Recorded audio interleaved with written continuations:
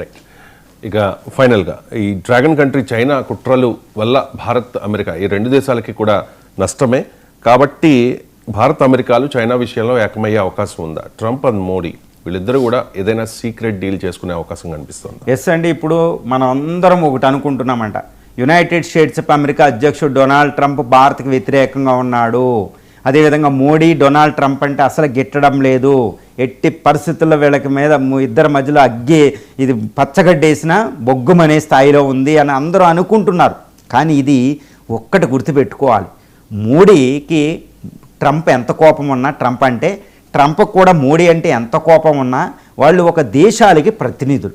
భారతదేశం సౌభాగ్యమే, భారత కళ్యాణం, భారత సెక్యూరిటీ కోసమే మోడీ ఎప్పుడు పరితపిస్తూ ఉంటారు. అదేవిధంగా అమెరికా ఆధిపత్యం ఉండాలని అక్కడ డొనాల్డ్ ట్రంప్ పరితపిస్తూ ఉంటారు, తన దేశం కోసం తాను చూసుకుంటాడు. కానీ ఇక్కడ ఒక్కటే గుర్తుపెట్టుకోవాలి, ఇక్కడ మోడీకి ఒకటే ఛాలెంజ్, చైనా ఛాలెంజ్ ఉంది. అదేవిధంగా అమెరికాకు కూడా ఒక అతిపెద్ద ఛాలెంజ్ ఎవరు? చైనా.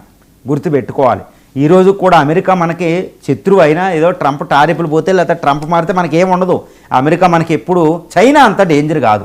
కానీ అమెరికా కూడా ఇండియా అనేది పోటీదారే, కానీ చైనా అనేది ఇప్పుడే ఛాలెంజ్ చేసింది. కాబట్టి ఇటు అమెరికాకి అంటే ఇటు ట్రంప్కి ఇటు ఇండియాకి నరేంద్ర మోడీ గారికి ఉమ్మడి శత్రువు ఒకళ్ళు ఉన్నారు, అదే డ్రాగన్ చైనా. మరి ఎలా ఎదుర్కోవాలంటే ఇండియా ఒక్కటే చైనాని ఎదుర్కోగలదా? అసంభవం, అసాధ్యం కూడా. కాబట్టి చైనా యుద్ధానికైతే రాదు, యుద్ధాన్ని మన మీద అది గెలవలేదు, గుర్తుపెట్టుకోవాలి. కానీ చైనాని మనం ఒక్కలమే ఎదుర్కోలేము, ఇది నగ్గన సత్యం, ఏ నాక్ ట్రూత్ అండి, we should accept it. Similarly America కూడా చైనాని ఎదుర్కొనే పరిస్థితిలో లేదు, ఒంటరిగా ఎదుర్కోలేదు. ఇదే తన నేషనల్ సెక్యూరిటీ స్ట్రాటజీలో జాతీయ భద్రతా వ్యూహంలో అమెరికా చెప్పడమే జరిగిపోయింది. రీసెంట్గా పెంటగాన్ జారీ చేసిన ఒక రిపోర్ట్లో, క్లాసిఫైడ్ రిపోర్ట్లో తైవాన్ మీద ఇటు అమెరికా చైనా యుద్ధానికి వెళ్తే చైనా అమెరికాను ఓడించబోతుందని అమెరికాయే ఒప్పుకుంది. పెంటగాన్ సాక్షాత్తు అమెరికా రక్షణ మంత్రిత్వ శాఖ పెంటగానే ఒప్పుకుందండి. అంటే చూసారా చైనా ఎంత ప్రమాదం అయిపోయిందో? గుర్తుపెట్టుకోవాలి, ఇండియాకి ప్రమాదం. ఇటు పాకిస్తాన్ రెచ్చగొడుతుంది, బంగ్లాదేశ్ని రెచ్చగొడుతుంది, సౌత్ ఏషియాలో ఇండియా లేదు, ఇండియన్ ఓషన్లో స్ట్రింజ్ ఆఫ్ పెరల్స్ పెట్టేసి అసలు ఇండియా ఆధిపత్యాన్ని మేము ఒప్పుకోమంటూ అది మొదలుపెట్టింది. రీసెంట్గా తజికిస్తాన్ మన ఎయిర్ బేస్ని కూడా వెకేట్ చేయించింది. చాలా డేంజరస్గా ఉంది చైనా. మరి ఎలా ఇప్పుడు ఏం చేయాలి? అరుణాచల్ ప్రదేశ్ మన వాళ్ళని ఆపేస్తుంది. మరి ఏం చేయాలంటే అమెరికాకి ఇండియాకు ఉమ్మడి శత్రువైన చైనాని అడ్డుకోవడం. అందుకని ఇప్పుడు డొనాల్డ్ ట్రంప్ ఎన్ని ఉన్నా చైనా విషయం వచ్చేటప్పటికి ఇండియాతో ఆయన ఎక్కడికి రావాలో అక్కడికి వస్తారు. అదేవిధంగా ఇండియా కూడా చైనాని దృష్టిలో పెట్టుకునే రష్యాతో ఎంత సంబంధాలను చైనాతో ఉన్నా అమెరికాని మాత్రం దూరం చేసుకోదు. కాబట్టి ట్రంప్ ఇండియన్ ప్రధాని నరేంద్ర మోడీ గారు మీట్ అవ్వబోతున్నారు. ఇప్పుడు జనవరి ఎండింగ్లో క్వాడ్ సమ్మిట్ న్యూఢిల్లీలో జరగబోతుంది. ఈ క్వాడ్ అనేది నేషనల్ సెక్యూరిటీ స్ట్రాటజీ అమెరికాది కూడా చెప్పింది. క్వాడ్ అనేది చాలా ముఖ్యం ఇండో పసిఫిక్లో చైనాని అడ్డుకోవాలంటే. ఇండియా గుర్తుపెట్టుకోవాలి, ఇప్పుడు డొనాల్డ్ ట్రంప్కి మోడీకి ఎంత ఇష్యూ జరుగుతుంటే, టారిఫ్స్ల యుద్ధంలో ట్రేడ్ వార్ జరుగుతుంటే ఇండియా నేవీ షిప్పులు ఈరోజు అమెరికా మిలిటరీ యొక్క స్థావరమైన పసిఫిక్ మహాసముద్రంలో చైనాకి దగ్గరగా ఉన్న అమెరికా స్థావరం దగ్గర మలబార్ ఎక్సర్సైజ్లో పాల్గొన్నాయి. గుర్తుపెట్టుకోవాలి, అక్కడ Japan, Australia, India, Philippines, America naval షిప్లు జాయింట్ ఎక్సర్సైజ్ చేస్తున్నాయి చైనా దగ్గరలో. మరి దీన్ని సహకారం అనాలి కదా. ఇంతటి ట్రేడ్ వార్ జరిగేటప్పుడు కూడా భారత రక్షణ శాఖ మంత్రి రాజ్నాథ్ సింగ్ గారు, అమెరికా డిఫెన్స్ సెక్రటరీ హెక్సెత్ కూడా ఒక రక్షణ ఒప్పందం చేసుకున్నారు మలేషియాలో. మరి ఏంటిది? నెక్స్ట్ 10 yearsకి అమెరికా ఆయుధాలు మనకు అమ్ముతుంది, జావెలిన్ లాంటి మిసైల్స్ వస్తున్నాయి, హెలికాప్టర్లు వస్తున్నాయి. అంటే ఏంటి? ఇండియా అమెరికాల మధ్య ఒక అద్భుతమైన డీల్ కుదరబోతుంది. అది ఏంటి? క్వాడ్ సమ్మిట్ జరగబోతుంది.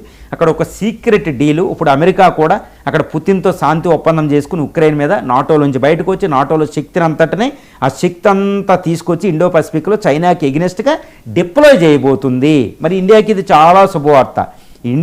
అమెరికా తన యొక్క శక్తి సామర్థ్యాలన్నీ తీసుకొచ్చి చైనాకి వ్యతిరేకంగా పసిఫిక్ మహాసముద్రంలో ఇండో పసిఫిక్ రీజన్లో పెడితే అమెరికా చైనాను అడ్డుకుంటూ ఉంటే అది ఇండియాకి చాలా ఉపయోగం. మరి అందుకనే ఇటు జపాన్, ఆస్ట్రేలియా, అదేవిధంగా అమెరికా అధ్యక్షుడు డొనాల్డ్ ట్రంప్ ఎట్టి పరిస్థితుల్లో జనవరిలో క్వాడ్ సమ్మిట్ జరగబోతుంది న్యూఢిల్లీలో. ఇక్కడ ఒక సీక్రెట్ డీల్ కుదరబోతుంది. ఎన్నో భారీ అమెరికా ఆయుధాలు భారతదేశానికి రాబోతున్నాయి. అందుకే రష్యా నుంచి మనం టెక్నాలజీ తెచ్చుకుంటూ ఉంటే అమెరికా తన చట్టాన్ని ప్రయోగించడంలే, కాట్సా ఒక చట్టమే ఉంది, దాన్ని ప్రయోగించవచ్చు డొనాల్డ్ ట్రంప్. కానీ ప్రయోగించడంలో S-400 తెచ్చుకున్నా ఏం తెచ్చుకున్నా జో బిడెన్ మినహాయింపించారు. ఈయన ఇవ్వాల్సిన అవసరం లేదు. కార్డ్స్ అంటే countering American adversaries through military sanctioning authority అని, దాని ప్రకారం ఆంక్షలు విధించవచ్చు. దాని ప్రకారం ఆంక్షలు విధించలే. రష్యా నుంచి మనం టెక్నాలజీ తెచ్చుకుంటున్నాం, ఆయుధాలు తెచ్చుకుంటున్నాం. అది చైనాకి ఎగ్నెస్ట్గా పనిచేస్తుంది కాబట్టి అమెరికా సైలెంట్గా ఉంది. అమెరికా కూడా తన ఆయుధాలు ఇస్తుంది, గుర్తుపెట్టుకోవాలి. అమెరికా అలయన్స్ నుంచి మనకు ఆయుధాలు వస్తున్నాయి, నాటో అలయన్స్ నుంచి. అంటే ఇండియా మిలిటరీ పరంగా శక్తివంతం అవ్వాలి, ఆర్థికంగా శక్తివంతం అవ్వాలి అనేది అమెరికా కోరుకుంటుంది. ఎందుకంటే చైనాని అడ్డుకునే ఒక పవర్ఫుల్ కంట్రీ భారతదేశం కాబట్టి ఇండియా అమెరికాల మధ్య ఒక సీక్రెట్ సెక్యూరిటీ డీల్ కుదరబోతుంది. ఇది రష్యా ఇండియా కంటే చాలా శక్తివంతమైన డీల్ అవ్వబోతుంది. ఎందుకంటే అమెరికా అనేది ఆర్థికంగా కూడా మనకు ఉపయోగపడుతుంది. ఆ పెట్టుబడులు, ఆ టెక్నాలజీ మనకి చాలా ఎసెన్షియల్ అవుతుంది.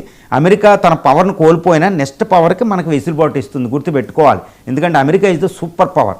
కాబట్టి చైనాను అడ్డుకోవడానికి ఇండియా చైనాలు ఒకటి అవ్వబోతున్నాయి. ఇది జాన్యువరిలో ఈ సెక్యూరిటీ డీల్ అనేది బయటపడుతుంది. క్వాడ్ సమ్మిట్ అయినప్పుడు ఇది చాలా రహస్యంగా ఈ డీల్ కుదురుతుంది అనేది ప్రస్తుత అన్ని ఆధారాలను బట్టి విశ్లేషణ పూర్వకంగా మనకు తెలిసే విషయం అండి.